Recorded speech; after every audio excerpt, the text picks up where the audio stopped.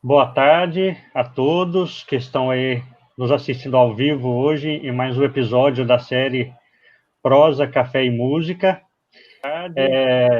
Boa tarde aí aos nossos convidados, né, Anderson, Kleber e Mário. Muito obrigado por aceitarem o convite de estar aqui com a gente nessa tarde, batendo esse papo sobre esse assunto também tão importante para nós que somos de curso de música, músicos, né, e estamos aí interessados em refletir sobre a formação musical. O tema de hoje é a performance na universidade e o repertório do ponto de vista pedagógico. Então, para nós que estamos nos cursos de música, que somos professores, estamos trabalhando, né, com a formação musical, instrumental e canto, o repertório é sempre algo que leva à reflexão, porque existe o repertório padrão do instrumento, no caso do currículo, né, regular, daquelas obras que todo instrumentista tem que ter passado por elas, e são obras que fazem parte da formação, mas a forma de colocar esse repertório dentro de um curso, ele sempre é planejado e deve ser planejado com um olhar didático, como aquilo contribui, como aquela sequência de obras contribui na formação do músico que está ali se formando, seja nas aulas individuais de instrumento e canto, nas atividades em grupo, nas práticas de orquestra, numa instituição de ensino, o repertório está sempre sendo observado e tratado de um ponto de vista pedagógico. E é muito importante a gente refletir sobre esse assunto. Então, a gente vai dar início à nossa conversa aqui com o Anderson Pessoa. Anderson Pessoa é professor de saxofone na Universidade Federal do Rio Grande do Norte, possui graduação em saxofone erudito pela Universidade de Brasília e mestrado em Jazz Performance pela University of Louisville. Tendo completado também o mestrado em Jazz Composing and Arranging na mesma instituição. Atualmente responde pelas cadeiras de improvisação, saxofone popular e composição popular nos níveis técnico e bacharelado da UFRN. Coordena os grupos de extensão universitária GIL, UFRN, Grupo de Improvisação Livre da UFRN, e Jazz Pandemia, UFRN Combo.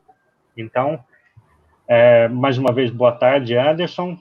Mais uma vez, muito obrigado por aceitar o convite e vamos dar início, então, aí às nossas discussões. Gente, boa tarde, então, a todos. Eu quero primeiro agradecer aí ao Flávio, ao Kleber e ao Mário por oportunizar esse momento de debate e de discussão sobre um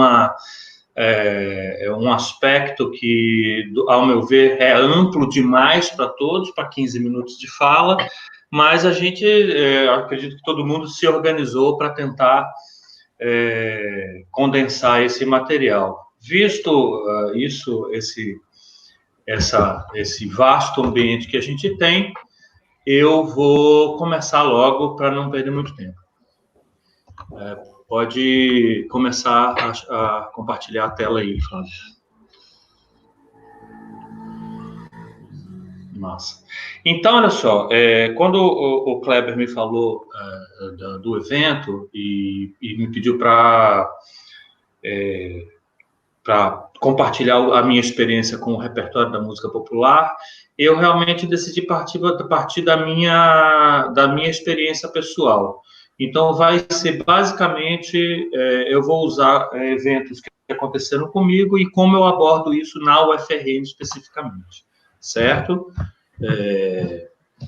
Na minha experiência pessoal, lá no comecinho, eu acredito que muitos músicos da área de popular comecem assim, a gente começa tocando em barzinho, em baile é um grande começo, o rock pop que eu coloquei ali embaixo, eu incluo nessa categoria talvez uma banda de forró, uma sei lá, uma música baiana, tudo isso, um ambiente profissional onde você vai estar ali meio naipe de metais e tal, isso para o saxofonista, obviamente.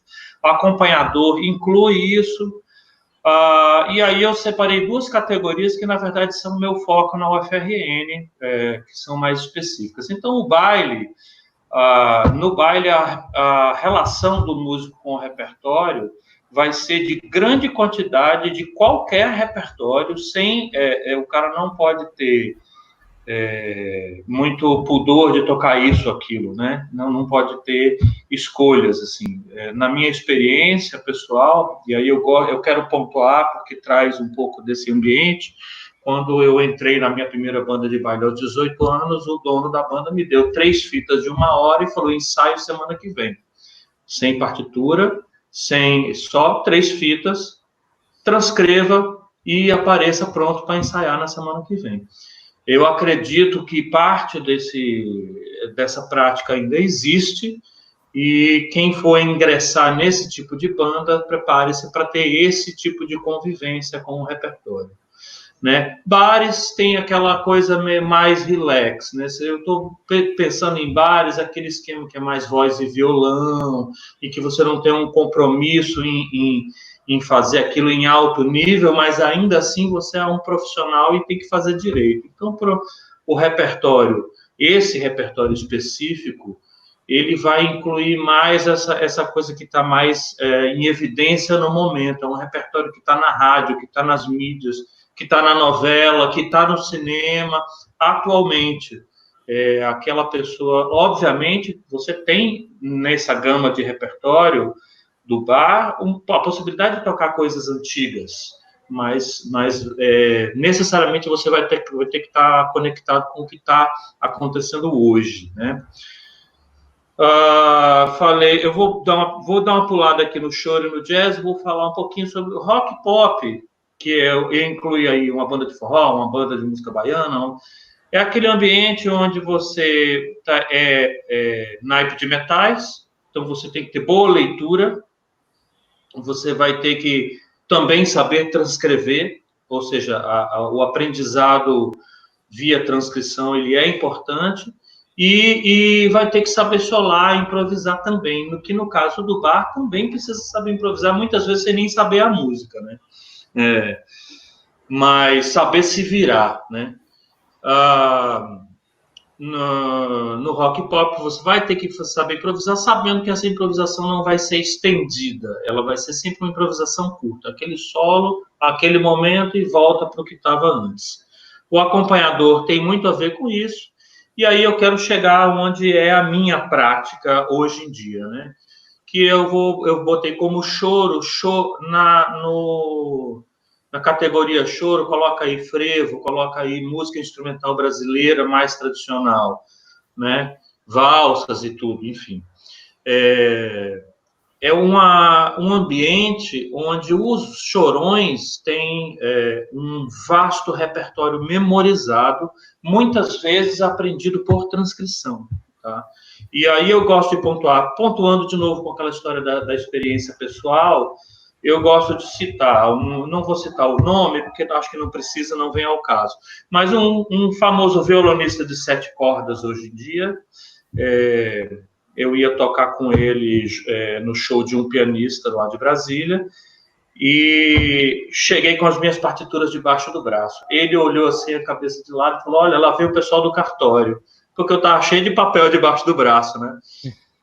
Então, eu quero pontuar isso justamente para mostrar como, para o chorão, é importante que o repertório seja tocado de cor. Não é que existe uma discriminação. Lógico que se eu chegar lá de partitura e tudo, eles vão me aceitar, e é um ambiente super democrático e ninguém vai te criticar. Mas houve ele precisa do papel, eu não preciso. Esse ambiente, apesar disso, não vai ter problema se você usar partitura. As músicas nesse ambiente são aprendidas tanto pela partitura quanto por transcrição. No jazz, tem um pequeno detalhe no ambiente do choro, é que no ambiente do choro, eu costumo reparar que os melodistas, eles não têm a prática de estudar a harmonia, de decorar a harmonia da música, né? E isso talvez seja a única coisa que diferencie um músico de choro com um músico de jazz. Um músico de jazz, ele vai necessariamente decorar as duas coisas, a melodia e a harmonia. Ambos vão decorar introduções, finais, arranjos e tal, né? E vão ter esse material todo decorado. O músico de jazz, por obrigação, porque tem a improvisação estendida, ou seja, uma improvisação que eu chamo de estendida, aquela improvisação que pelo menos ocupa o mesmo tamanho da forma da música. Então, ele tocou 32 compassos de tema, ele vai improvisar pelo menos 32 compassos, certo? Então, ele tem uma conexão com a improvisação muito séria, né?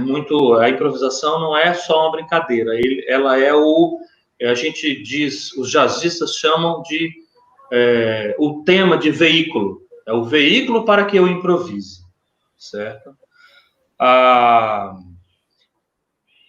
Tá, vou seguir, porque senão não dá tempo.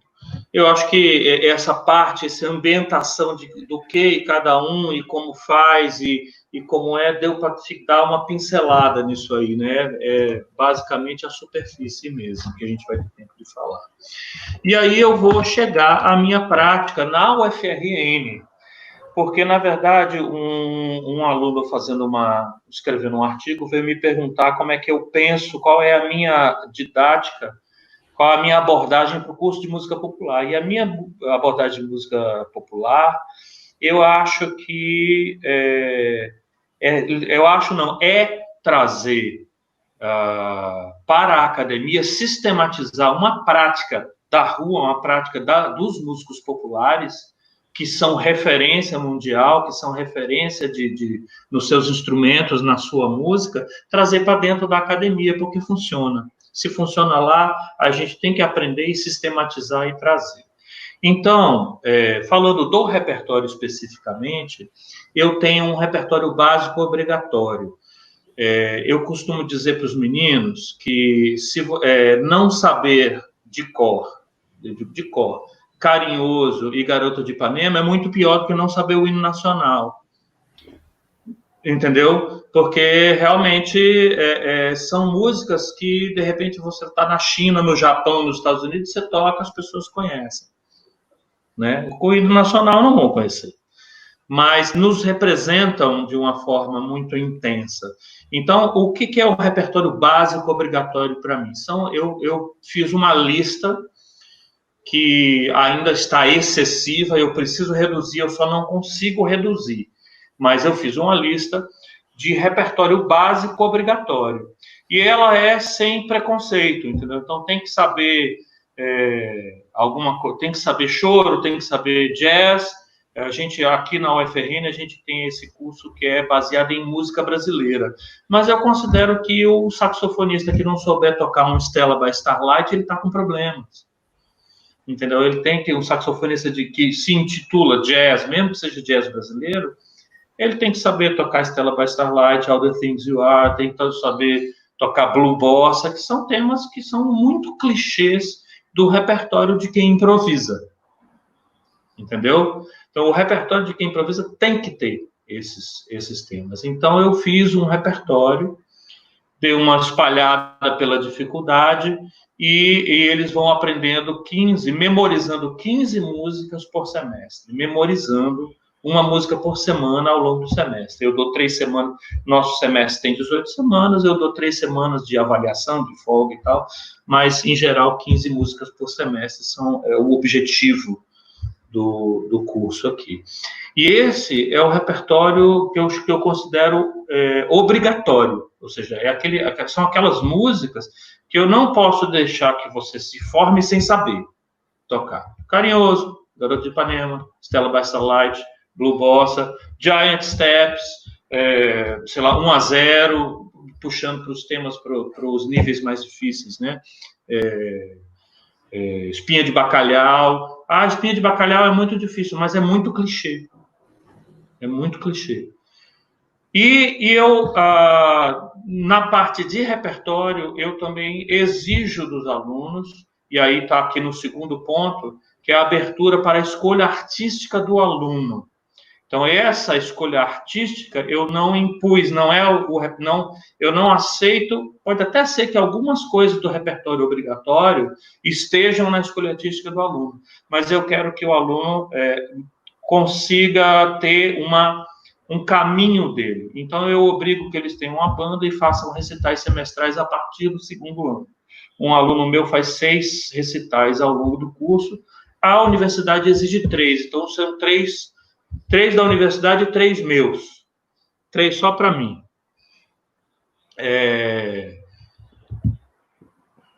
E nesse repertório, justamente é o que ele quer. Como ele se identifica como artista. Qual é o repertório que ele quer se vender? Qual é o produto que ele produz? Qual é a arte que ele quer vender para o mundo? Entendeu? Então, esse repertório, em termos de... Eu tenho o repertório básico obrigatório, que ele tem que aprender, e tenho o repertório que o define como artista. E, para mim, ambos são importantes, porque um o define como profissional, ou seja, ele é um cara que pode entrar num coquetel e tocar 3 horas seguidas sem abrir uma partitura, e ele também é um cara que tem um trabalho e que, na sua prática, inclui, vou voltar lá no primeiro, o último tópico dos tipos de repertório, inclui na sua pesquisa o repertório inédito, ou seja, suas próprias composições e composições de outras pessoas, mas que sejam inéditas e que tenham esse frescor, que o identifiquem como artista.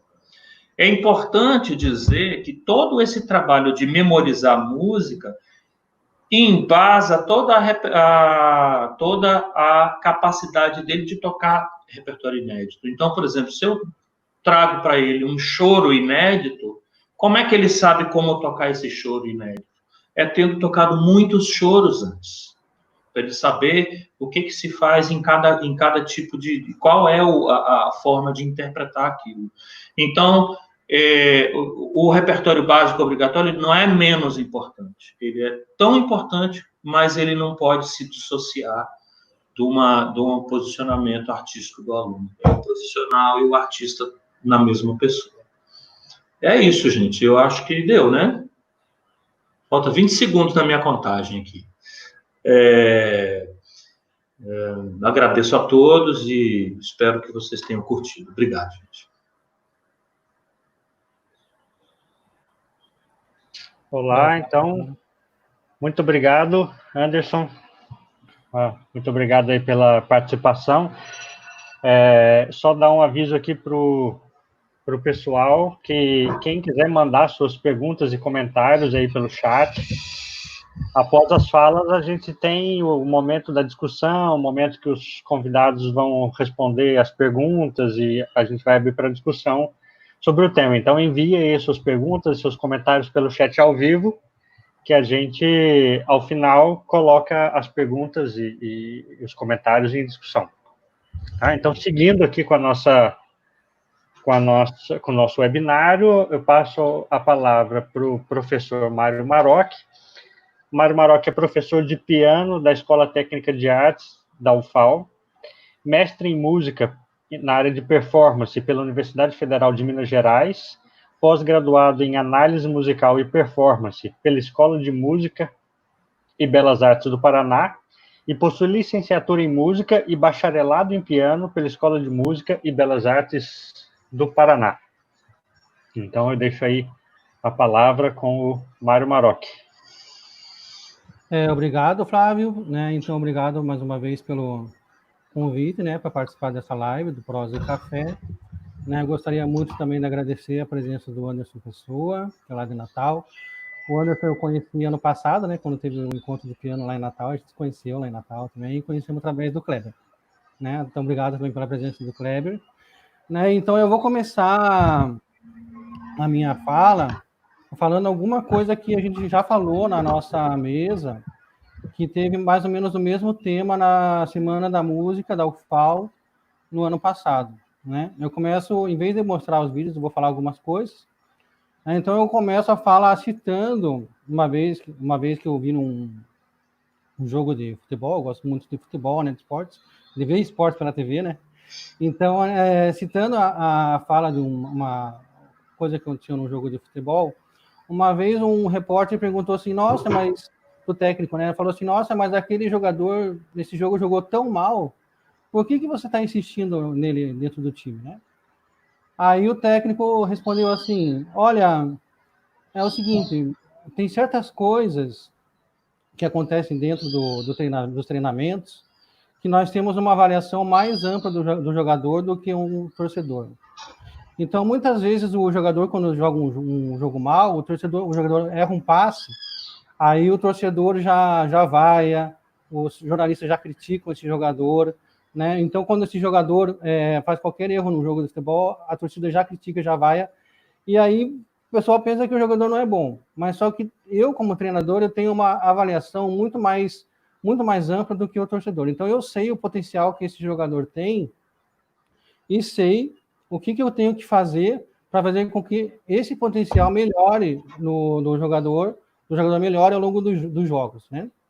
E, né, então, eu passo muito esse exemplo dos esportes, do futebol, para a nossa área da performance, música, né? Porque, na verdade,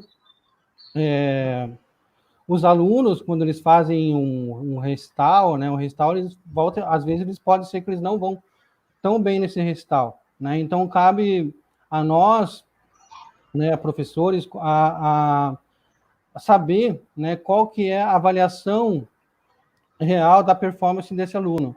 E às vezes, muitas vezes a performance desse aluno é visto como a performance do recital em si é visto pelo aluno como uma questão muito mais avaliativa do que uma questão apenas da performance. E isso, de certa forma, é meio ruim, porque o aluno, muitas vezes, ele faz o seu recital uma vez por semestre, ou 2 vezes por semestre, ou apenas durante o curso 4 vezes, né? Então, isso é muito pouco para a gente ter para o aluno ter uma real avaliação de como que é a sua performance, né? Então, ainda voltando nesse paralelo dos esportes, para o futebol, então, se o jogador faz uma performance ruim, faz um jogo ruim, né? Ele tem na quarta, ele tem domingo, ele tem vários jogos durante a semana que ele pode atingir a sua melhora e, com o tempo, mostrando o seu valor de performance. Mas o aluno, de certa forma em si, ele tem que só vai poder tocar no outro semestre, né? Então, como é que a gente vai fazer? A gente vai fazer uma avaliação de uma relação no recital que o aluno fez em um semestre, e depois só no outro semestre a gente vai fazer essa avaliação, né, ou avaliação de acordo com as aulas. Então, a performance do aluno como questão prática, ela é uma questão que o aluno tem muito poucas oportunidades, né, pelo menos dentro da área de piano, na área de música erudita, muitas poucas oportunidades para mostrar o quanto que esse aluno, quanto que ele pode melhorar, ou o quanto ele pode desenvolver a sua performance, né? Então, por exemplo, voltando ainda mais uma vez para os esportes, você vê um nadador que chega muitas vezes em último lugar numa Olimpíada, ele comemora esse resultado. Por quê? Porque esse resultado foi o último das Olimpíadas, mas, por outro lado, foi o recorde que ele bateu da América do Sul. O nadador da América do Sul, que tirou em último, ele bateu, ficou feliz porque ele bateu o recorde daquela região que ele tirou. Então, o fato... O brasileiro tem muito essa ideia de querer ganhar, de querer acertar.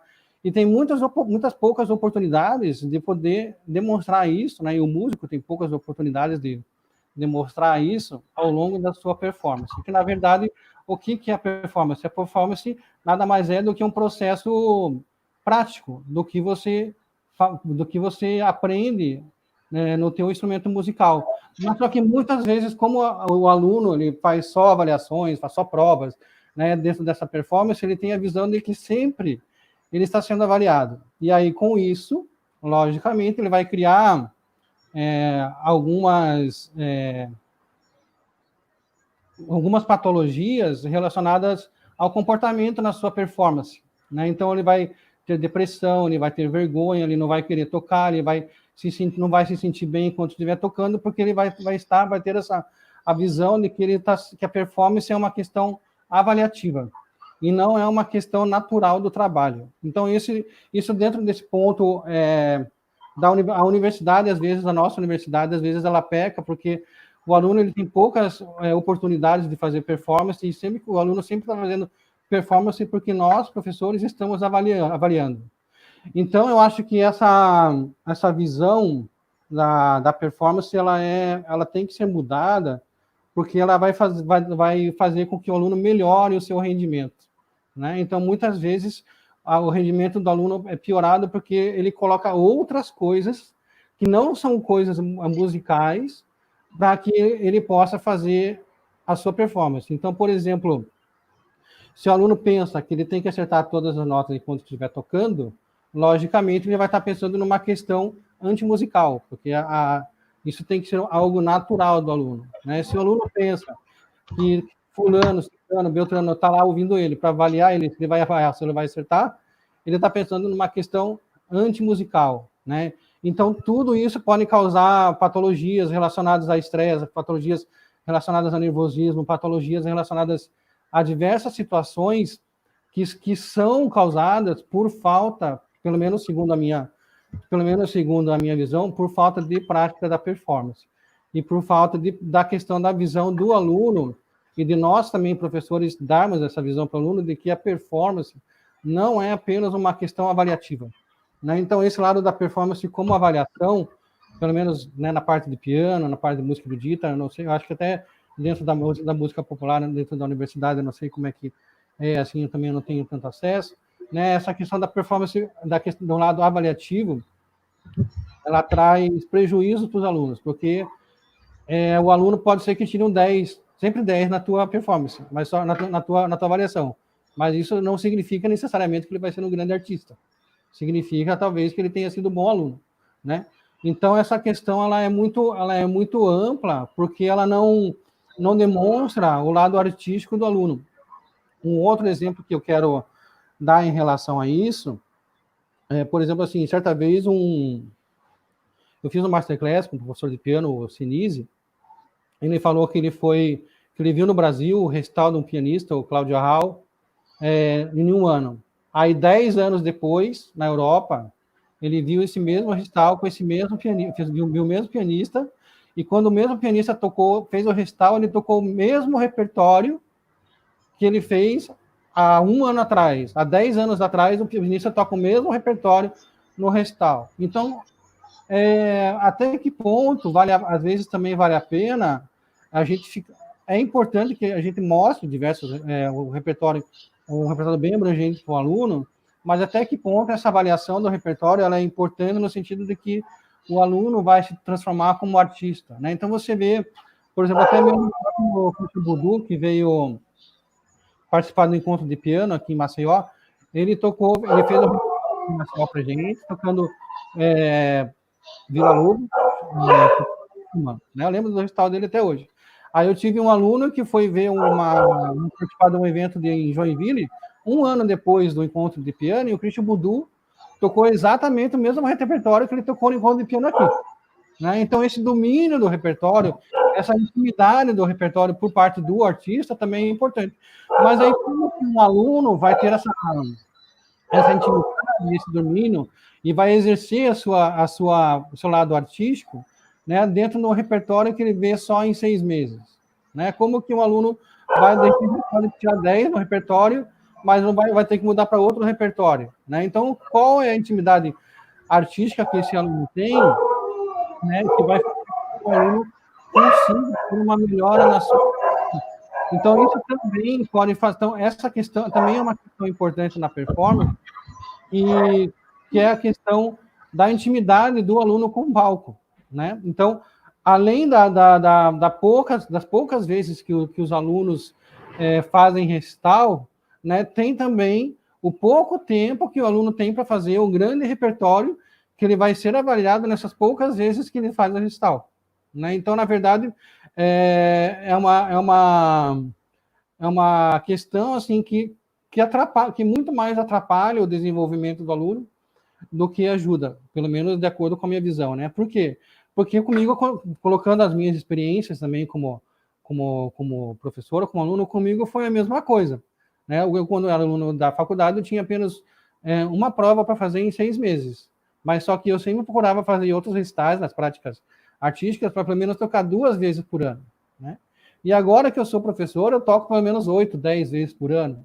Então, lógico que a minha performance, enquanto eu virei professor e virei profissional, lógico que a minha performance melhorou, porque a quantidade de vezes que eu toquei aumentou, né? Então, é importante que o aluno tenha na cabeça isso, que a quantidade de vezes que ele toca, aliado a um domínio do seu repertório, vai fazer com que ele tenha um desenvolvimento artístico e um desenvolvimento da performance melhor.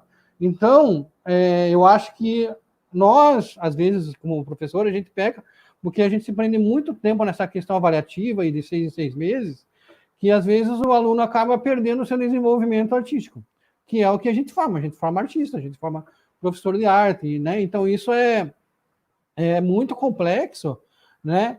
E isso é muito importante para a avaliação. Nossa, já faltam 5 minutos só, tem mais que eu falar.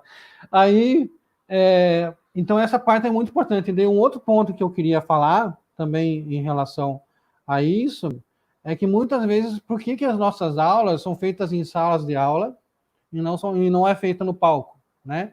Então você vê um aluno de teatro, um aluno de dança, todas as aulas deles, que são artistas também, eles fazem sempre no palco, né? E nós que somos músicos, a gente tem a nossa aula dentro da sala de aula, né? Então isso também faz com que o aluno perca essa intimidade, faz com que o aluno não tenha essa intimidade com o palco e com que o aluno crie problemas relacionados a estresse, crie problemas relacionados à ansiedade, crie patologias relacionadas enfim, a diversas situações que muitas vezes, quando ele procura alguma ajuda psicológica ou com alguma ajuda de meditação, essas ajudas são importantes na questão paliativa, que vai fazer o aluno se sentir melhor, mas se o aluno não tiver essa prática decorrente, dele se sentir acostumado em fazer essa performance, talvez não ajude tanto, né? Então, eu sou da opinião de que quanto mais performance, quanto mais vezes os alunos toquem, quanto mais nós, professores, estimulemos os alunos a tocar, né? Mais vezes os alunos vão mais tranquilos e mais íntimos do palco os alunos vão estar. Lógico que, se o aluno apresentar alguma patologia nesse sentido de ansiedade, é uma questão que também tem que ser trabalhada pelo professor, né? Mas a questão do estímulo, a execução, né, é algo também que o professor também tem que trabalhar, né, e dar essa visão de que talvez o aluno não esteja sempre sendo avaliado, porque certamente, se o professor não avaliar, um coleguinha dele que talvez tire sempre 10, vai querer estar avaliando outro coleguinha para ver se outro coleguinha vai tirar 10 também, né, e às vezes o outro coleguinha não tira, aí ele não tira 10, ele fica com raiva do outro coleguinha que tirou, né, então isso também já causa uma patologia, já causa um problema, que é um problema antimusical, que é um problema anti-artístico, um problema que atrapalha a performance do aluno muito mais do que ajuda, né? Pelo menos na minha visão. E só para fechar, então, em relação ao tempo, né? Então, quando eu cheguei aqui em Maceió, eu peguei muitos alunos que tocavam piano há 2, 3 anos, sem sequer ter estudado uma invenção de Bach ou um livro de Bach do Ana Madalena, né? Então, como o Anderson falou, tem certos repertórios que são imprescindíveis para o estudo do fagote, do saxofone, do boé, enfim, popular erudito, né? No piano nem se fala, porque o piano tem esse repertório já pré-estabelecido, né? Desde 1810, 1850, com o Conservatório de Paris, né? Então, desde essa época, o repertório de piano, e desde essa época, os compositores de 1810, no caso Chopin, Schumann, Mendelssohn e Liszt, né, já tem esse repertório pré-estabelecido. Então, se um aluno chega na universidade sem tocar Bach, né, tem algum problema aí, né? Então, o aluno ele tem que tocar, né, pelo menos 4 peças do Ana Madalena, 5 peças do Ana Madalena, para ele começar a querer estudar piano. O aluno ele tem que tocar pelo menos um Bartók, né, um microcosmos, para estudar piano. Né? E os alunos de piano que eu pego aqui em Maceió, muitas vezes não gostam de Bartók, mas eles têm que estudar Bartók porque é repertório que faz parte, não só para o entendimento da parte básica, mas também para o entendimento da linguagem da música moderna e da música contemporânea de Bartók, e da música atonal, que é importante também que o aluno tenha esse entendimento. Né? Aí eu pego alunos também aqui em Maceió que mal começam a tocar na Madalena e já querem tocar a Sonata ao Luar do Beethoven.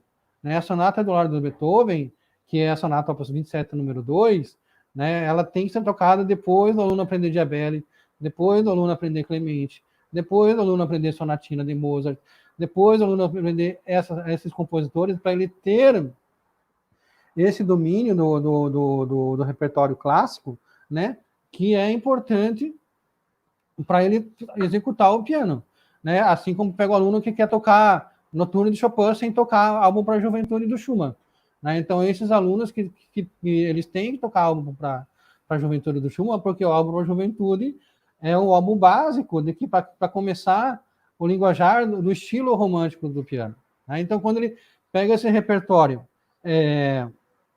de Bach, de Diabelli, de Mozart, de Schumann e de Bartók, ele vai ter um domínio básico, né, de toda a história do piano para poder preparar para esse repertório que ele quer fazer, porque senão ele não vai poder fazer. Então aí, o Flávio falou que tem só 1 minuto já para terminar a live, eu não sei quanto tempo está faltando agora, né? Então, obrigado então, a todos vocês pela participação, obrigado aos alunos que estão aqui na live, né? Obrigado, Flávio. Né? Então, essa questão do entendimento do aluno em relação ao repertório, aliado a uma maior quantidade de recitais de performance pelo aluno durante o curso, certamente vai fazer com que o aluno tenha um resultado performático melhor, né? Em vez de ele tocar poucas vezes e não entender o que ele está tocando. Então, isso certamente vai fazer com que o aluno não tenha essa divulgação da performance. Tá? Então, obrigado então pela presença, né? E obrigado então mais uma vez. Eu não sei quanto tempo que estava faltando agora, né? Acho que deve estar falando 1 minuto agora há pouco. Então, acredito que deve ter acabado. Então, eu vou mostrar aqui o Flávio voltar para o Flávio passar a palavra para o Kleber. Né? Então, essa questão do repertório é muito importante para todo mundo. Flávio? Muito obrigado, Mário. Eu vou aproveitar só 1 minutinho aqui para anunciar uma nova série, né, de webinários, de lives, que o curso de música vai começar nessa sexta-feira, que é uma série Beethoven, 250 anos de revolução, que é uma série de 4 debates, então vai ser um debate por semana, 4 debates, e o primeiro acontece no dia 19/6. As inscrições vão até quinta-feira agora, dia 18/6. E para quem quiser receber, as lives vão ser transmitidas pelo YouTube, então elas são abertas, mas para quem quiser receber certificado de participação, aí precisa fazer inscrição. A inscrição é pelo SIGA-A, e mais informações e link para inscrição estão no site do curso de música no portal da UFAL. Então, seguindo aqui... Sim, posso falar Mário?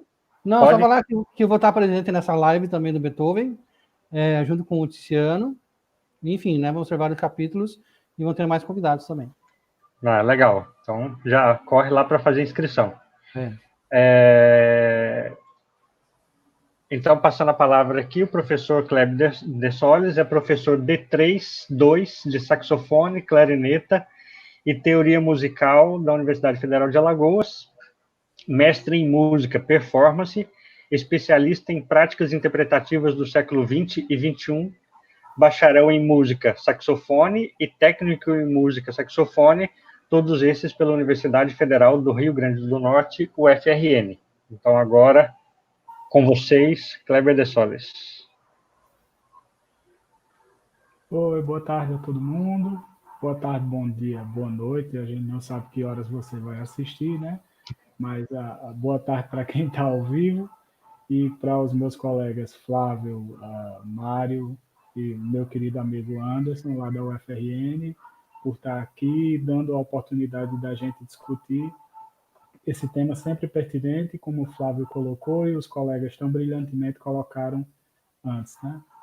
Então, eu trago uma discussão agora usando o saxofone, que é a minha área de atuação, obviamente, mas para ilustrar outras situações que vão acontecer na área do canto e na área do ensino de instrumento de forma geral, mas juntando essas coisas, né, e entendendo que essa prática, o uso do repertório dentro da universidade, ele tem práticas, ele vem de uma herança, né, e ao longo dessa apresentação a gente vai falando de onde vem essa herança e entendendo que esse repertório tem uma utilidade, como já colocado lá nos comentários, Flávio bem ressaltou, e que utilidade é essa, que ambiente você vai usar esse repertório, que outros repertórios você vai usar, enfim, vamos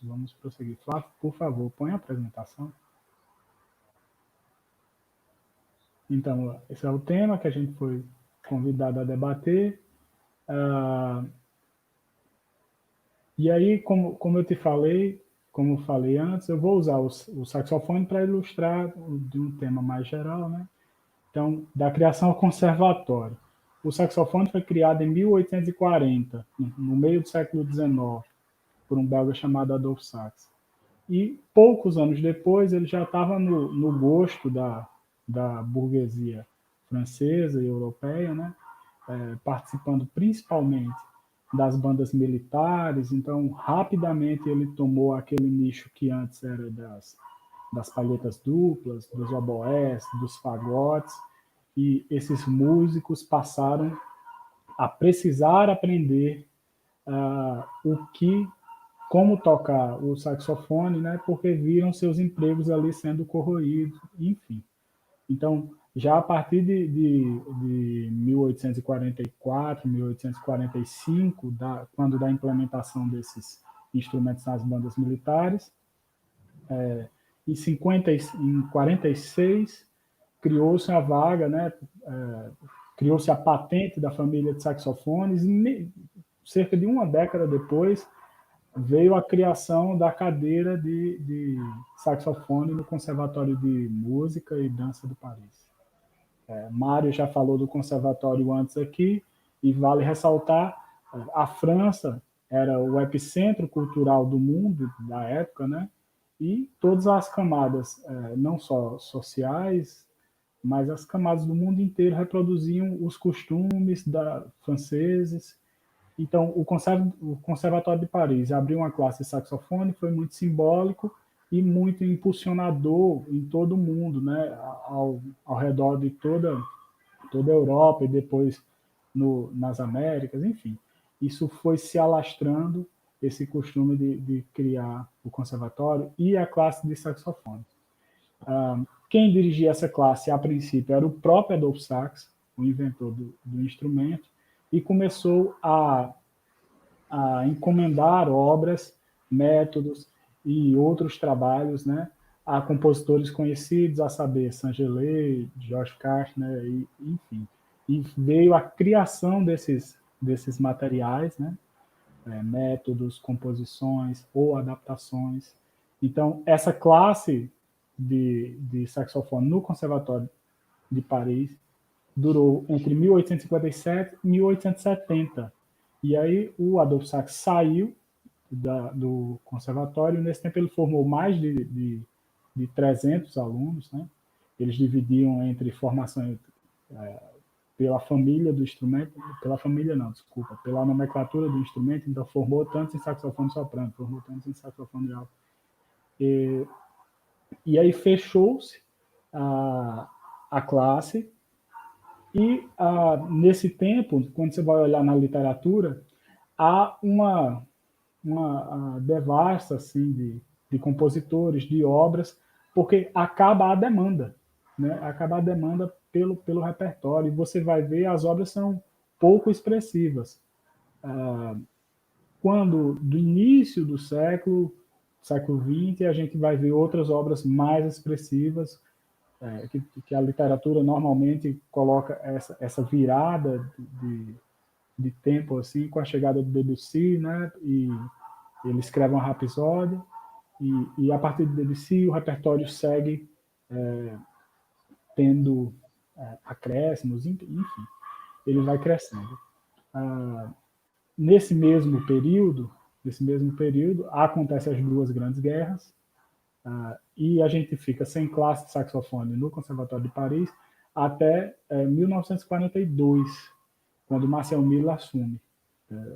Marcel Miller é um grande saxofonista lendário que, enfim, vai mudar o paradigma do instrumento e vai também construir métodos e vai receber diversas obras em sua homenagem, né, dedicadas a ele, e aí o repertório tem um boom, e esse repertório começa a ser agregado ao instrumento, né, ao repertório base do instrumento. E aí, por que eu estou falando de conservatório? Porque a primeira universidade de música no Brasil é criada em 1930, que é a UFRJ, né? E aí a gente importa essa lógica conservatorial no ensino do instrumento ao longo de todo esse tempo. Uma hora mais forte, né? E há uma mudança de paradigma, por mais que seja pequena, lenta e gradual, a lógica conservatorial ela está impregnada no nosso fazer, do nosso ensino de música, quer queiramos, quer não. Então, você vai olhar dos métodos que nós usamos até as práticas de fazer recital, as provas, como o Mário falou há pouco, né, a cada 6 meses, um repertório fixo. Tudo isso faz parte da lógica conservatorial. Né? Aí esse repertório obrigatório, tudo isso. Né? E ainda eu colocaria aqui, nesse tempo do conservatório que não se criou, que não se fez, algumas coisas temáticas emblemáticas para o repertório saxofone, os saxofonistas vão saber, né, que é o uso do closet. Todo mundo, em todo local, usa o closet aqui no Brasil, né? E é um equívoco, o closet, a adaptação para saxofone comete equívocos assim brutais, porque ele é um método para clarineta e, quando adaptado, não se teve o cuidado de mudar a lógica, né? Porque a clarineta é um instrumento cilíndrico, o saxofone é um instrumento cônico, a lógica de fazer os sons é diferente. Então, tocar um grave no saxofone demanda muito mais energia do que tocar um grave na clarineta, por exemplo. Tocar um agudo no saxofone, enfim. E toda essa lógica do método não funciona muito, muito bem. Aí precisou-se criar obras específicas, mas eu vou voltar a essa coisa do método mais para frente, quando a gente for falar do nosso contexto. Tá?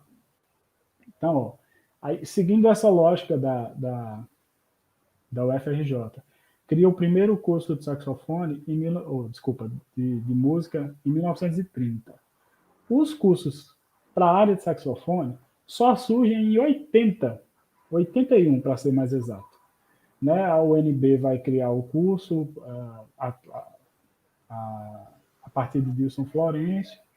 Aí as pessoas ingressam na cadeira, o Dilson Florencio e o Ronnie Scott, depois na Bahia, ingressam nos cursos de clarineta, cursam como saxofone, e aí no meio da coisa muda-se o diploma, eles passam a ter a formação em saxofone. Os dois formados como clarinetistas, provavelmente tocando adaptações de obras, a gente não sabe, não pode precisar. No caso de Dilson, a gente até precisa, há longos relatos de Dilson sobre isso, Dilson Florencio. No caso de Ronnie Scott, eu não tenho muito contato, mas os dois tiveram mais ou menos essa mesma situação, né? Mais tarde, Aí vieram as pessoas que realmente vieram a ter essa formação, que é o Vadim Ask, que assume a cadeira lá na UNB depois. E aí tem os professores realmente das áreas, né? Na Embap, que é o professor Capistrano, na UFMG, que é o próprio Dilson Florencio, que assume após voltar do Conservatório de Paris. Enfim, vão se criando as vagas, vão se criando as universidades, vão se criando as cadeiras ao longo de toda a universidade, das universidades em todo o território nacional. Reiterando, levando aquela lógica do conservatório. E que repertório é esse que a gente vai trazendo? É o repertório justamente do Conservatório de Paris. Vou abordar o contexto social brasileiro para ver como é que esse repertório chega para nós. O repertório de música de concerto, como eu estou chamando aqui, esse repertório importado, conservatório, enfim, ele é importado e está na maioria dos cursos de bacharelado, tá?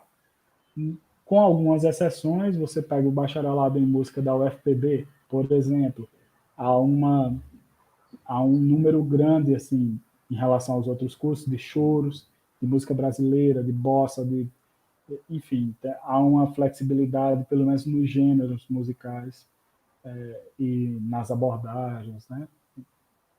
E aí a gente se depara com o mercado de trabalho, que é aquela fala que Anderson colocou logo no início da apresentação, né? Onde muitas vezes o aluno que chega até os cursos de graduação, principalmente esses alunos dos sopros, saxofone, trompete, trombone, eles já estão no mercado de trabalho, eles já estão inseridos no mercado de trabalho, eles não vão se inserir depois, talvez eles vão expandir o mercado de trabalho deles para outras áreas de atuação, para o ensino formal, né? Para algum tipo de formação orquestral, banda, orquestra sinfônica, enfim, pode ser que ele expanda, mas que ele já vem do mercado de trabalho, aí ele vem, né? Ele vem de uma banda de forró, ele vem de uma banda de baile, ele vem. Então, há sempre que conciliar os saberes que esse aluno já tem, e a gente precisa mediar isso e saber o quanto que ele precisa desse repertório novo. E aí vem meus questionamentos realmente desse repertório que eu vou falar mais na frente. Então, esses alunos que vêm até nós, que já estão muitas vezes inseridos no mercado de trabalho, eles vêm de bandas, orquestras institucionais, né? Podem ser de prefeituras, podem ser de igrejas, podem ser... Enfim. E eles vão atuar nessas mesmas bandas.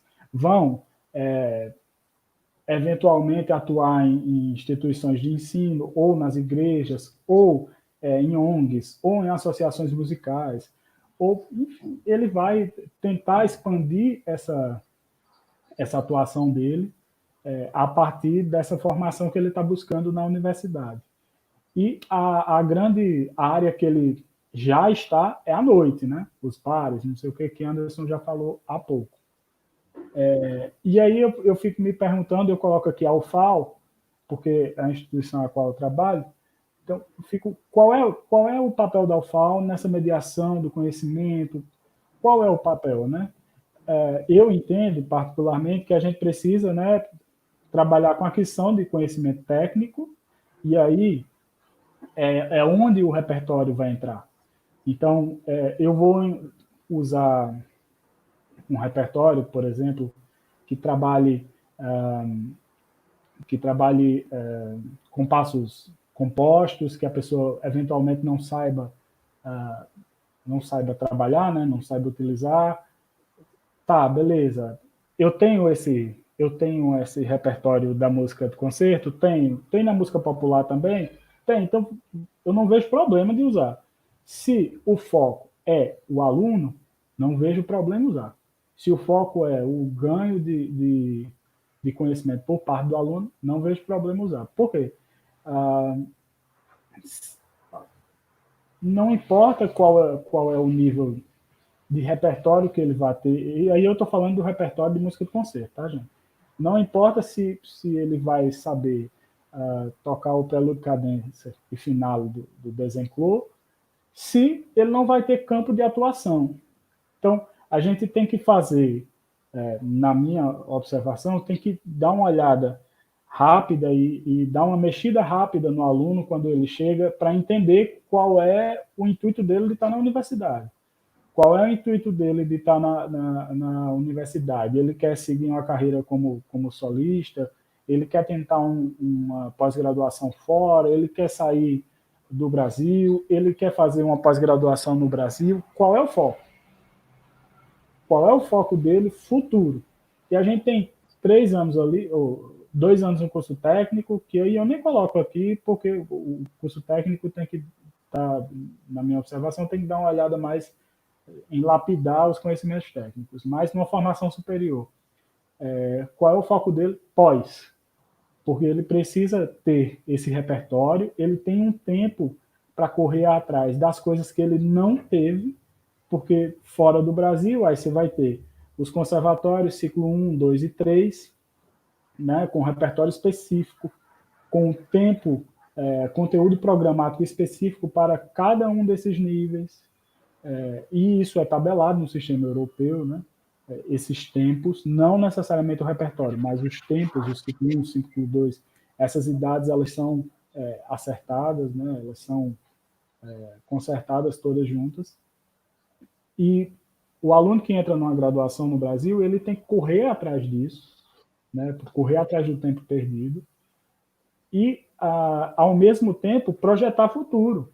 Então, o trabalho desse professor é entender o que é que esse aluno quer e sempre pensar no repertório para quem, que aí é a provocação que eu deixo aqui.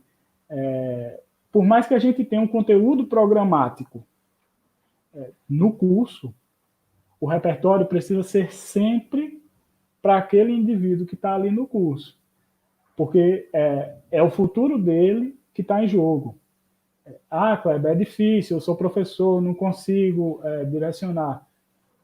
É difícil para mim também, é difícil para o aluno, é difícil para todo mundo, mas a gente precisa ter sempre em foco que o importante é entender o passo futuro pós-universidade.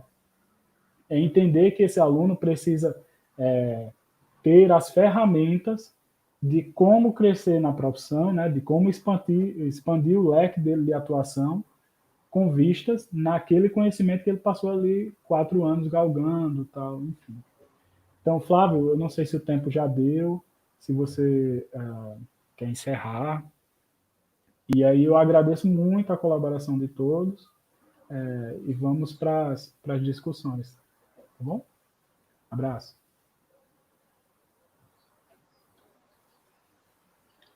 Bom, muito obrigado, Kleber, pela sua exposição.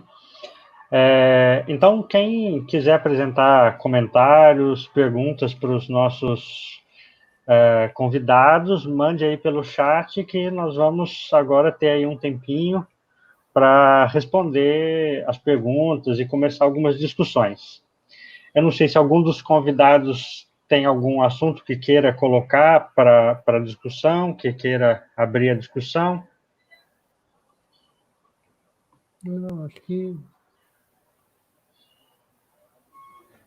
Eu queria falar só para ficar... Anderson falou ali por 3 anos, né? 3 anos, para quem não conhece a universidade lá da UFRN, ele está falando do curso técnico. O curso técnico lá são 3 anos de tempo, né? Aqui na UFAL são 2 anos. E lá também eles têm o curso técnico e a graduação e pós-graduação, né, Anderson? Porque aqui tem o curso técnico, ele pode ser concomitante ao ensino médio, por isso que acho que é por isso que são 3 anos. Ele pode ser consecutivo, sendo cursado depois do ensino médio, mas acho que sendo concomitante, ele tem que coincidir em tempo com o ensino médio. E eu falei também da graduação, né? Eu não atuo na pós, mas temos a pós, sim. Legal. Aí só uma coisa que eu queria acrescentar, então, em relação à minha fala, né, que em relação ao piano, como a gente tem muito modelo de conservatório, né, na universidade ainda, né, o aluno que se forma, ele tem aquela visão sempre de ser só o concertista, né? Então, essa visão, às vezes, muitas vezes, ela é fora do mercado de trabalho também real de quem toca piano, né? Então, muitas vezes, quem sai tocando piano vai tocar num coral, quem sai tocando piano vai ser correpetidora, quem sai tocando piano vai tocar, até às vezes, vai para o viés mais popular e tocar em alguma banda, né? Então, existem várias formas que eu vejo que muitas vezes o curso de piano dentro da universidade, não só na UFAL, mas também no modo geral, ela não se aplica dentro da questão profissional, né? Então, eu acho que muitas vezes também o aluno sai tocando piano e não sabe como fazer um projeto para organizar recitais e organizar grupos. Então, tudo isso são questões que atrapalham também o desenvolvimento profissional. Então, eu queria só acrescentar essa parte da minha fala que é importante. Eu acho que no geral, acho que até de todos os instrumentos, assim, a esperança do aluno, até uma certa visão imatura ainda do próprio aluno, é que ele necessariamente vai ser um concertista internacional. E, na verdade, a gente sabe que a maioria não a gente sabe que esse concertista internacional, esse artista internacional, ele reúne, não é só saber tocar bem, entendeu? Ele tem uma série de outros atributos dados a esse profissional que o levam a ter uma carreira como solista. E, na verdade, tantas outras formas de se viver de música, e de repente com menos estresses, e tão válidas quanto, né? No sentido de viver de música. Então, é preciso que as academias tenham isso claro para passar isso de uma maneira clara para os alunos e abrir as portas do mercado de trabalho para essa moçada que se forma. Porque tem uma bobagem que eu falo aqui, né? Assim, a gente precisa daqueles que vão e daqueles que ficam. E os que ficam são tão importantes quanto os que vão. Porque os que ficam, eles ficam para fomentar a música na cidade. Eu não posso ter todo mundo ir embora, porque senão a música vai estar sempre começando do zero aqui. E eu não posso ter todo mundo ficando, porque superlota o mercado dentro da cidade. É verdade. Aí eu coloco, só para acrescentar, assim, eu coloco também uma vez uma fala uma vez eu, por sorte, né, eu acabei entrando num sorteio do Masterclass com o Nelson Freire, lá em Curitiba, né, aí o Nelson Freire falou assim, né, puxa, eu queria tanto ser professor, assim, mas eu acho que eu não levo jeito. Mas daí ele fala, entendeu, assim, então às vezes até os próprios concertistas e grandes músicos, né, eles sentem essa vontade, essa ideia de também ampliar também a área deles de trabalho, né? Tanto para o ensino, como também para, enfim, para diversas outras áreas de pesquisa, né? Eu acho que isso é importante para todo mundo, né? Então, acho que essa visão da universidade só como concertista, na verdade, até os próprios grandes concertistas, eles sentem que falta isso para a área como músico em si, né? Tem uma observação interessante, também não vou citar nomes, mas é um fato. Não vou nem citar um caso específico, porque são vários. O músico da área de popular, ele, enquanto sideman, enquanto acompanhador, ele não é o artista principal. Ele vive de tocar com artistas de grande porte, digamos assim. Eles passam por maus bocados, muitas vezes no final da carreira, porque estão ficando velhos, os artistas com quem eles tocavam se aposentam e eles já não vão se encaixar num mercado de trabalho que é bastante cruel. E então você ter uma outra forma de renda, e aí vamos falar de sobrevivência mesmo, pagar as contas e tudo, é muito importante. Então, dar aulas é um caminho muito comum para essa turma participar de congressos, de festivais e tudo, e o cara tem que ter um pé de meia, porque realmente, assim, eu conheço vários casos de músicos que vão aos poucos ficando sem a sua fonte de renda, porque estão velhos, assim, tem um baixista, aí aparece um baixista mais jovem que toca algumas coisas mais atuais e tudo, e de repente o cara no final da carreira está com a ver navios, né? Então é importante que quem está agora entenda a carreira como um todo, assim, eu não posso ter uma frente de trabalho musical, eu tenho que ser várias pessoas, entendeu?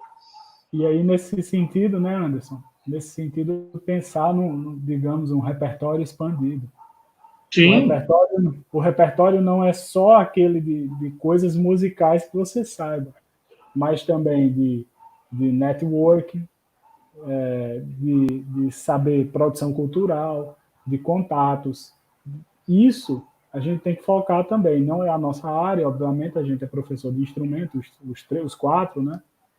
Mas a pessoa que está hoje na universidade precisa estar de olho, não só no repertório, não só no conhecimento técnico, mas em produzir-se a si mesmo, além de ser um sideman, como o Anderson falou, produzir a si mesmo sua carreira, seja ela como professor, seja ela como instrumentista, seja ela como, enfim, saber utilizar redes sociais. Saber não é facultado a nós, não é facultado a nós, artistas, pessoas públicas, coisas que eu nunca entendo.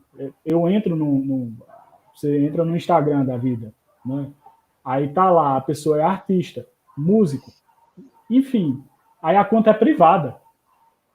Como? Eu não entendo. Eu não entendo.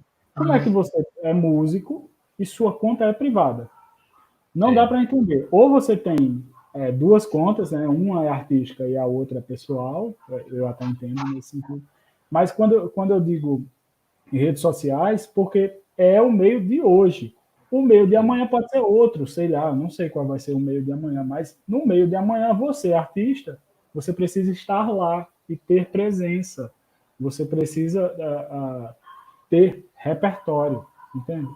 Então, na verdade, assim, só pontuar, isso é tão real nos momentos que a gente está vivendo hoje, que a arte que se está fazendo não tem mais público presente, é sempre virtual.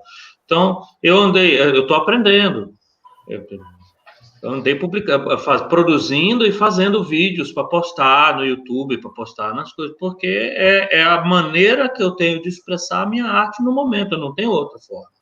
E não só de ter renda, né? Não é o nosso caso, porque o nosso trabalho principal é outro, é dar aula, mas de ter renda. Porque, por exemplo, sim, você está nesse tempo inteiro, você só faz bar, você é só sideman, você é só... E você não tem fanbase, você não tem as ferramentas que hoje os artistas usam e usam há muito tempo e muito bem. Apoia-se, não usa vaquinha, não usa live monetizada, não usa... Enfim, as ferramentas que estão aí, gravar discos em casa mesmo, com computador de casa, com nada muito elaborado, não estou falando nada de gravação de estúdio, gravar com celular. Enfim, a gente tem que estar sempre vendo, e eu incluo isso dentro do repertório, eu preciso falar sempre, saber ler um edital, saber captar recursos, saber elaborar projeto, saber, sabe... Isso tudo precisa estar no repertório expandido. Assim, eu cheguei a comentar, né, que aquele artista internacional, ele não é saber tocar bem. Tem muitos outros atributos que contribuem para que esse cara alcance uma carreira diferenciada. E que não é necessariamente boa. Tem muita gente que está lá e sofre muito, porque é tudo muito complicado, é tudo muito estressante e tal. Então, de repente, não é para todos. De repente, alguém que imagina isso ser uma maior maravilha pode, alcançando, sofrer muito. Mas agora vejo o paradoxo, né? Por um lado, assim, embora a gente não possa fazer as apresentações presenciais, né? Que tem um número X de pessoas, quando a gente coloca um vídeo na internet, no Instagram, no Facebook, o número de visualizações do que a gente faz é muito maior do que quando fazer só o recital, né? Então, esse é um paradoxo interessante, assim, que embora na hora presencialmente não tenha ninguém, mas só que a quantidade de pessoas que vão visualizar o trabalho é uma quantidade maior do que a quantidade num teatro, numa sala, né? É interessante esse aspecto também. Isso é um assunto muito vasto e muito importante para o momento, né? Eu acho que daria até uma live só sobre o empreendedorismo e as redes sociais para o artista. Realmente é um assunto muito importante. Voltando assim, só um pouquinho aqui porque a gente já está quase no horário de terminar, né? Para a relação do repertório. Bom, eu mandei aqui no chat duas perguntas que, de certa forma, elas se relacionam, né? A experiência que eu tenho mais é em relação à formação, ao currículo instrumental da música erudita, né? Mas pelo que eu vi da exposição do Anderson, é a mesma coisa, ou às vezes até maior, na música popular, que a gente tem um repertório padrão que a gente precisa fazer, que é bastante amplo.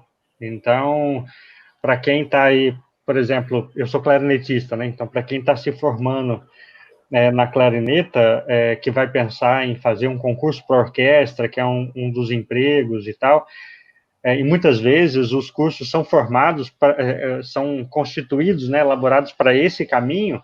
Você tem um repertório grande aí para você fazer de obras, de concertos, de música de câmara, de trechos de orquestra e tal, para você se preparar para esse meio, né? E esse repertório, ele vai até, em geral, até início do século XX.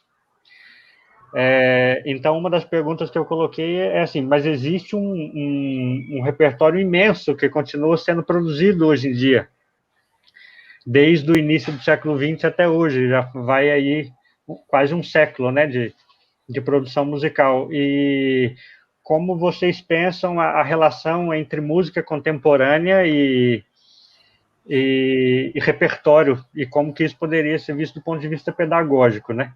Na música popular, pelo que eu vi, também existe um repertório padrão, assim, que já existe, é antigo, assim, já está padronizado ali, mas ainda tem músicas que continuam sendo produzidas, né? Diariamente.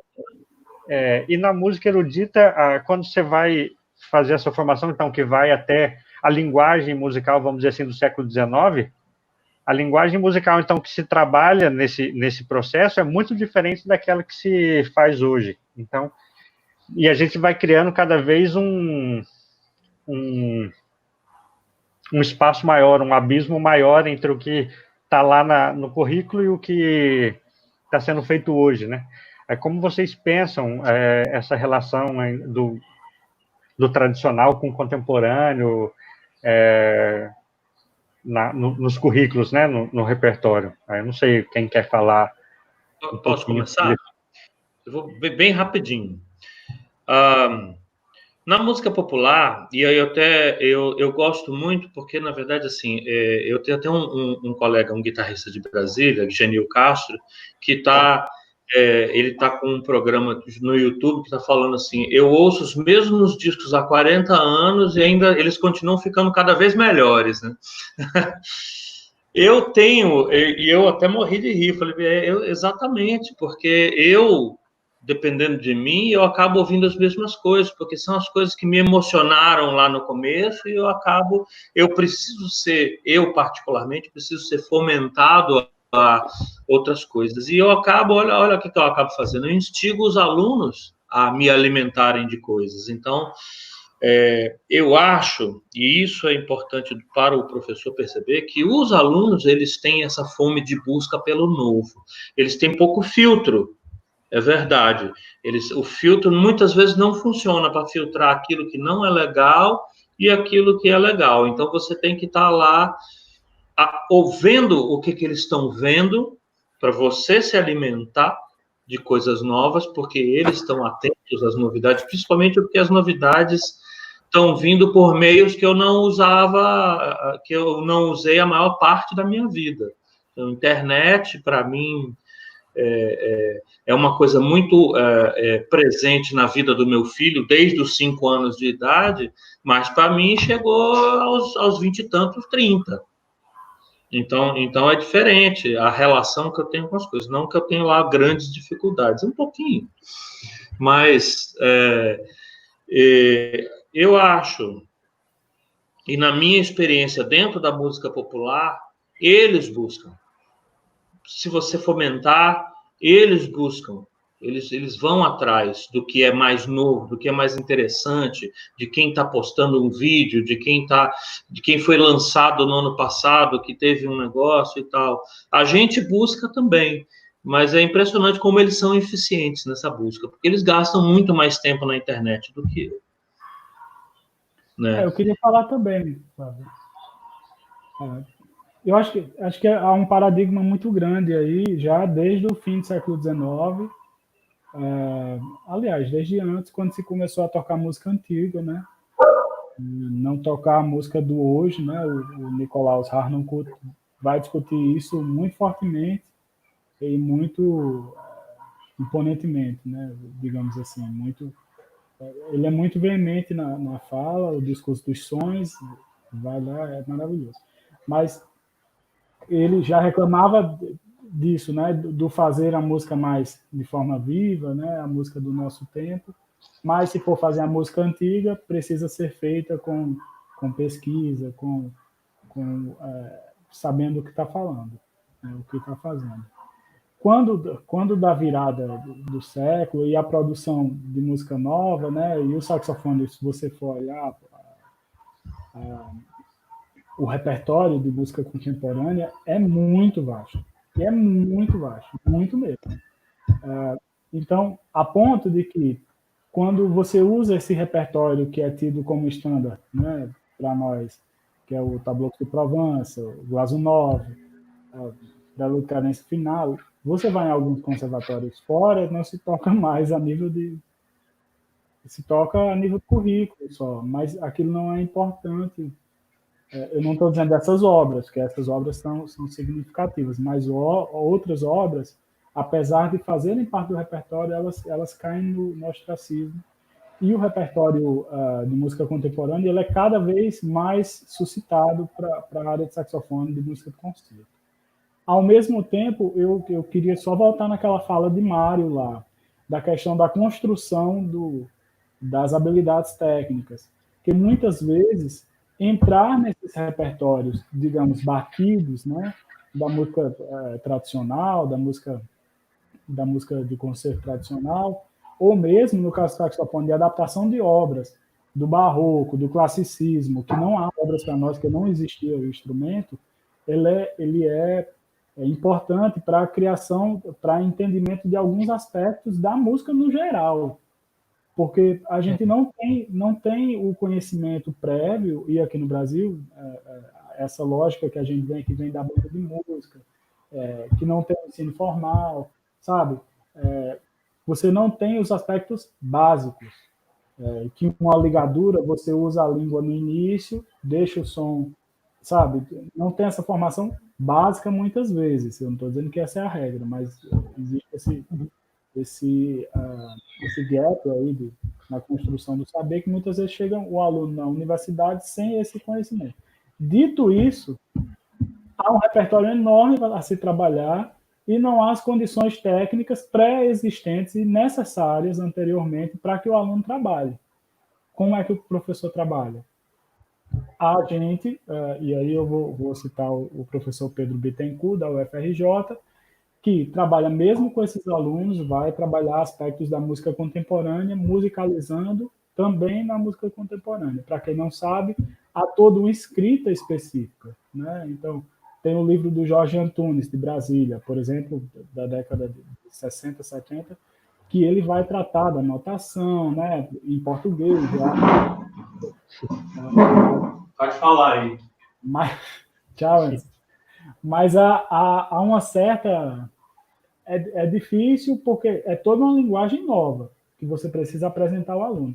Ao mesmo tempo, você precisa apresentar os aspectos de som, de timbre, de variação do instrumento. Olha aí, ó, o Jorge Antunes. Qual a data de publicação aí, Anderson? Você tem? Vai denunciar quando eu comprei, bicho? Não, vai denunciar se eu estou acertando a data aqui da publicação. Mas, enfim. Eu tenho que pegar meu óculos. A gente 89. Olha, adiantei, tá vendo? De 60, 70. esses conhecimentos muitas vezes não são conhecidos, não são, né? A linguagem não é, os alunos não têm, a gente precisa apresentar aos alunos. E por que precisa apresentar? Porque ele vai para o mercado de trabalho, eventualmente cai num concurso, pode cair uma prova de música contemporânea. No caso saxofone, pode cair. Não é uma coisa... Exemplo prático. No último concurso que houve para... Não sei se foi a ESA, se foi Fuzileiro Naval, pediu uma música de Cláudio Santoro. E uma linguagem para clarineta, para oboé, pode ser que não caia, pode ser que caia classicismo, mas para saxofone caiu música contemporânea. É sonata do Cláudio Santoro, será? Caiu a... Não lembro, não sei. Provavelmente foi o... Ah, meu Deus, agora me fugiu. Não, tudo bem. Mas é uma série que ele escreve, é uma série que ele escreve para todos os instrumentos da orquestra, e dentre eles ele inclui o saxofone. Tem uma história, Dilson Florencio ajudou a fomentar a criação dessa obra. Sul-América? Então, o saxofone... Sul-América, Fantasia Sul-América. Isso, Fantasia Sul-América. É uma série de obras, né? Para todos os instrumentos da orquestra, dentre eles tem a Fantasia para saxofone alto. Então, para saxofone, isso não é uma escolha, não. O aluno tem que saber. Ele tem que A gente tem uma quantidade muito grande de repertório do século XX, a partir do século XX. Nosso repertório do século XIX é pouca coisa, né? No saxofoneiro.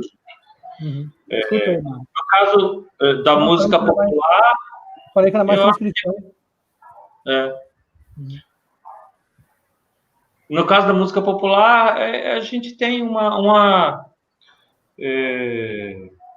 eu acho que a gente tem um repertório básico muito vasto também, esse repertório básico que é obrigatório, as Garotas de Ipanema, os Carinhosos, 1-0 e tal, mas a gente tem muitos artistas lançando coisas novas constantemente, e é o que eu falei, os meninos estão atentos, às vezes mais atentos do que eu, e muitas vezes me surpreendem com novidades muito interessantes.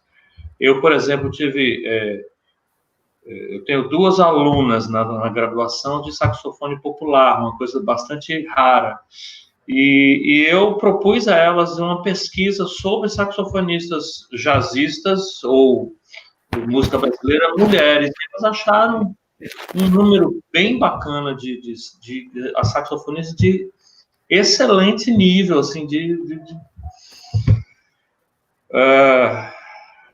sabe, assim, e foi super legal a ideia de buscar esse material e de trazer à tona esse material, porque às vezes a gente não vai mais atrás assim, dessa forma. Então, às vezes tem uma motivação. Essa foi uma motivação que levou à busca desse material. E aí, só acrescentando, né?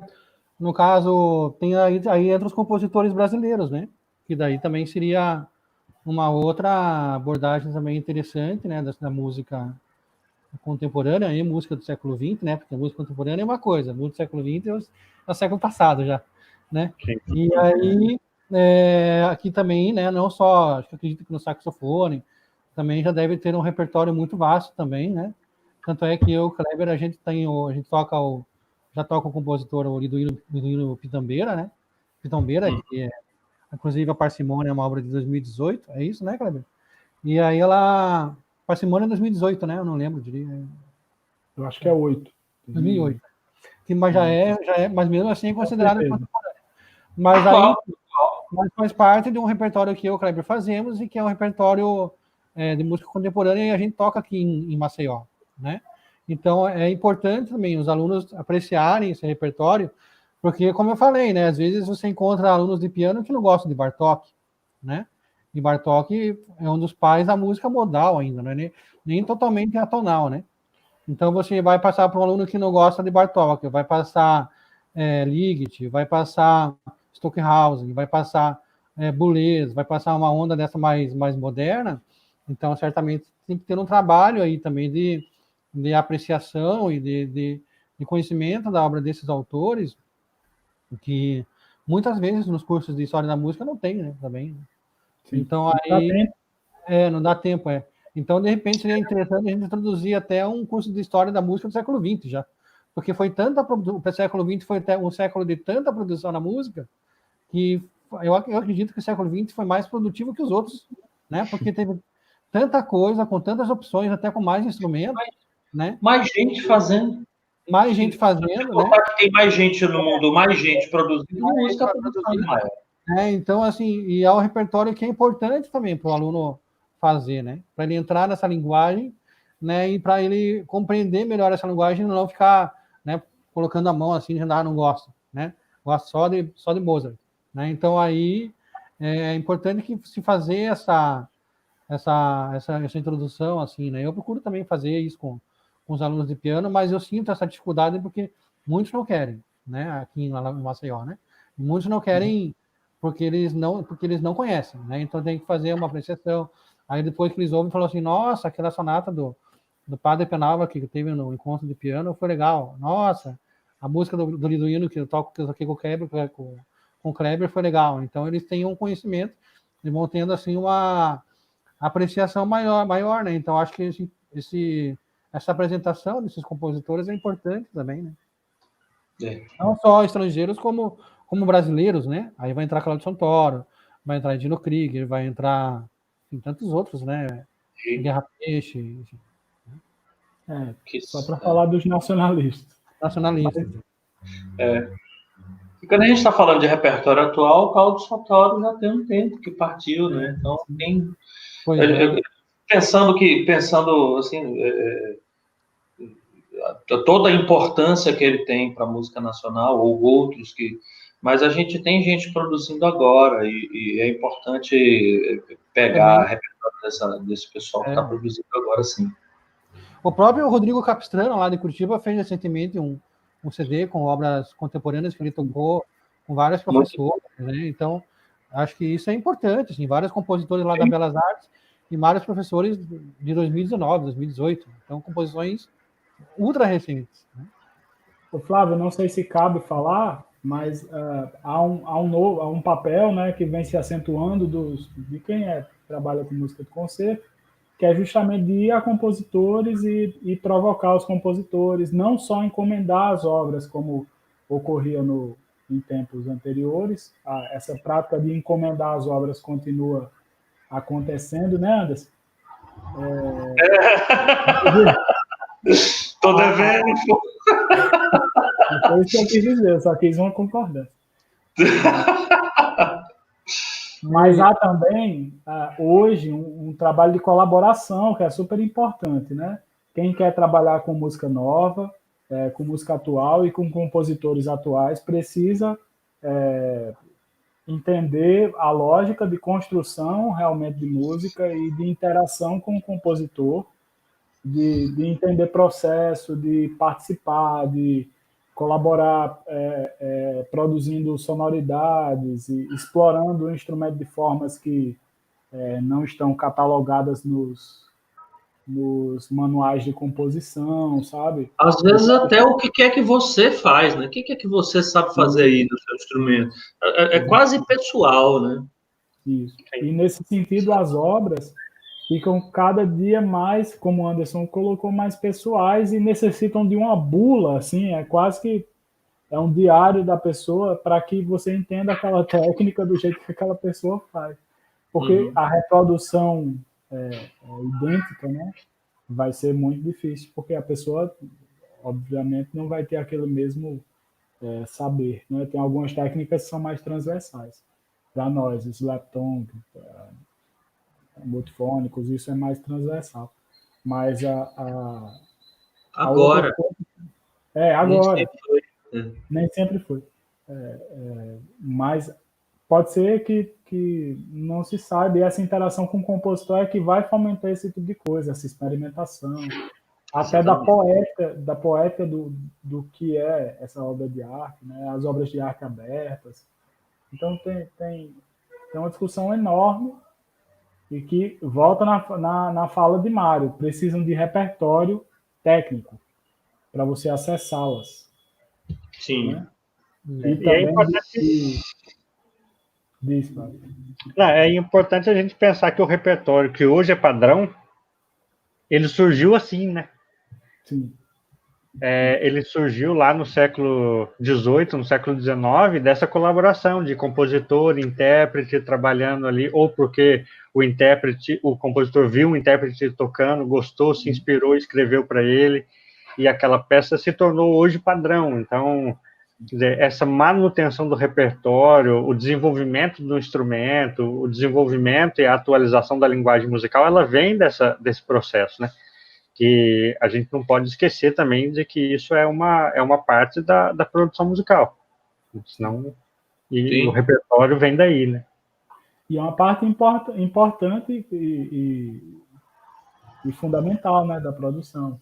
Então, para quem quer trabalhar com isso, precisa conhecer software de manipulação em tempo real de música, precisa trabalhar com, enfim, precisa estar atento ao como fazer música hoje. Sim. Então, é isso, o nosso tempo aqui já chegou. De alguém? Não, foram mais comentários e tal, e bom, é isso. E muito obrigado aí aos convidados, ao Anderson, Kleber, Mário, por terem aceitado e estarem aqui com a gente discutindo esse assunto.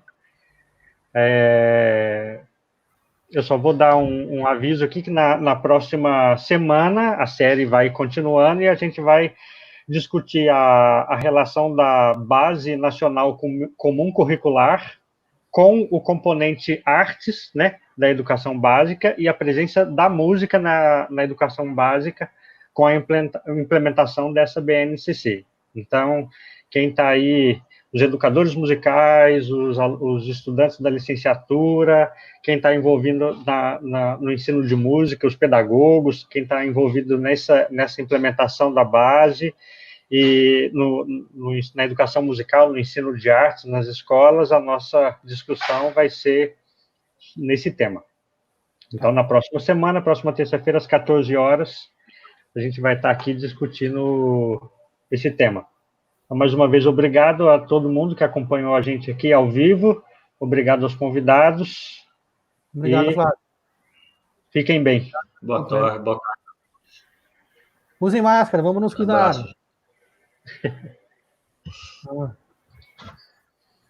Valeu. Valeu, Cleber, valeu.